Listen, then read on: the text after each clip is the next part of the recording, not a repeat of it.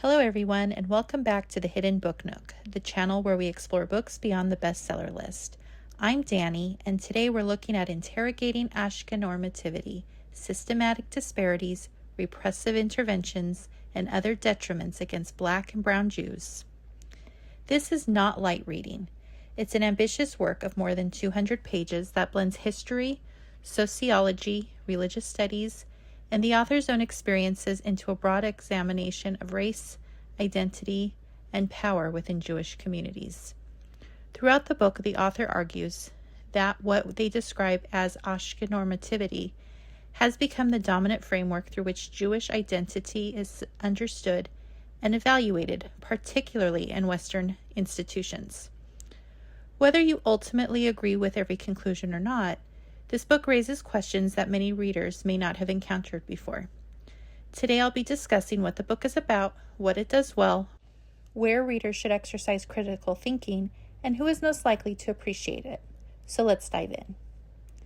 At its core, this is a book about identity. The author argues that many Black, Brown, Sephardic, Mizrahi, Ethiopian, and other non-Ashkenazi Jewish communities experience systematic barriers within institutions that are largely shaped by Ashkenazi cultural norms. According to the author, these barriers affect everything from communal leadership to religious conversion processes and even assumptions about who looks Jewish.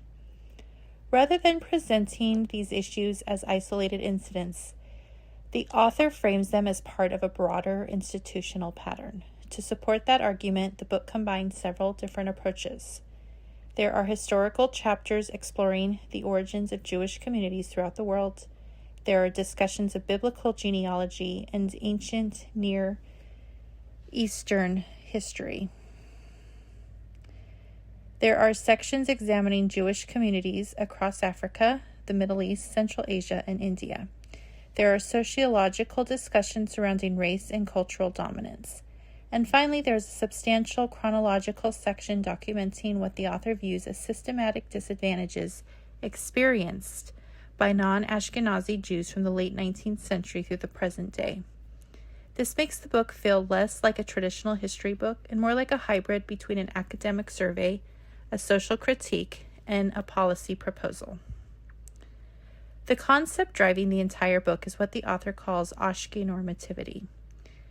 The author defines this as a system in which Ashkenazi identity becomes treated as the default or normative expression of Jewish identity, influencing institutional authority, religious leadership, education, and cultural expectations. From that foundation, the book argues that this norm has marginalized many Jewish communities whose histories and traditions developed outside of Europe. One thing that stands out immediately is the sheer scope of the material. The author doesn't limit the discussion to modern politics. Instead, they attempt to trace historical developments over centuries, connecting ancient history, migration patterns, religious traditions, colonial history, and modern institutions into one overarching narrative. Whether readers find these connections convincing will likely depend on how familiar they already are with Jewish history and how persuasive they find the author's interpretation of the evidence. One aspect I genuinely appreciated was the amount of research that appears to have gone into assembling this work.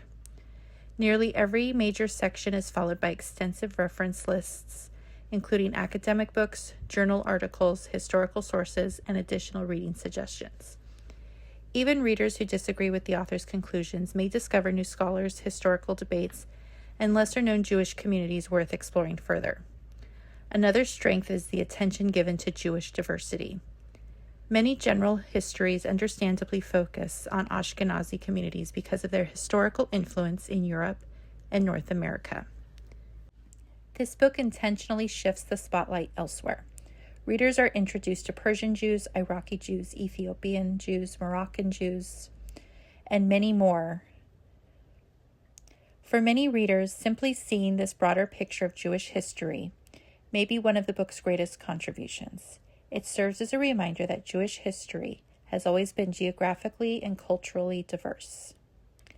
Because this is a work making broad historical and sociological claims, it's also important to approach it thoughtfully. The author presents numerous interpretations of history that extend beyond areas where scholarly consensus exists. Some chapters enter ongoing academic debates regarding ancestry, historical migration, and identity formation, subjects that remain actively discussed among historians, archaeologists, linguistics, and genetic researchers. In other words, readers should distinguish between documented and historical evidence, scholarly interpretation, and the author's own conclusions. Fortunately, the extensive bibliography makes it relatively easy for interested readers to investigate many of the cited sources for themselves.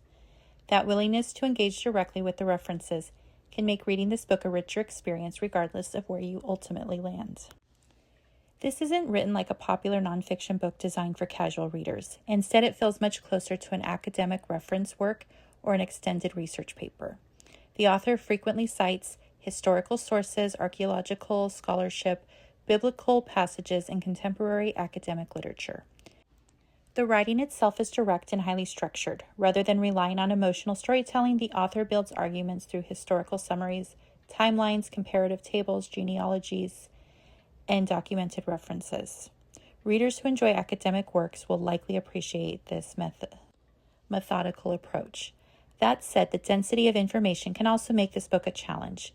There are moments where several historical periods, cultures, or scholarly debates are introduced within only a few pages. Readers unfamiliar with Jewish history may find themselves slowing down to absorb everything being presented.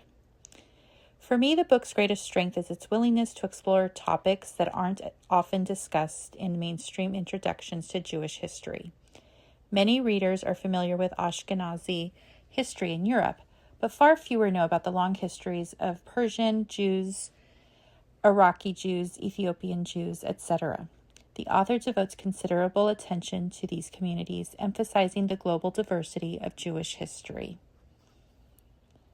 I would recommend this book to readers who enjoy academic nonfiction, religious studies, Jewish history, sociology, or discussions surrounding race and identity. If you appreciate books that challenge commonly accepted narratives and encourage deeper research, there's a good chance you'll find this both engaging and thought-provoking. Overall, Interrogating Ashkenormativity is an ambitious and thought-provoking work that tackles a complex and often sensitive subject. Its greatest achievement is broadening the conversation by highlighting the diversity of Jewish communities around the world and encouraging readers to look beyond familiar historical narratives. At the same time, because many of its conclusions address topics that remain the subject of ongoing scholarly debate, it's worth approaching the book with curiosity, critical thinking, and a willingness to explore multiple perspectives. Whether you ultimately agree with the author's conclusions or not, this is certainly a book that invites discussion, and perhaps that's one of its greatest strengths. If you enjoyed today's review, don't forget to like the video, subscribe to the Hidden Book Nook, and ring that notification bell so you never miss another review of books beyond the bestseller list.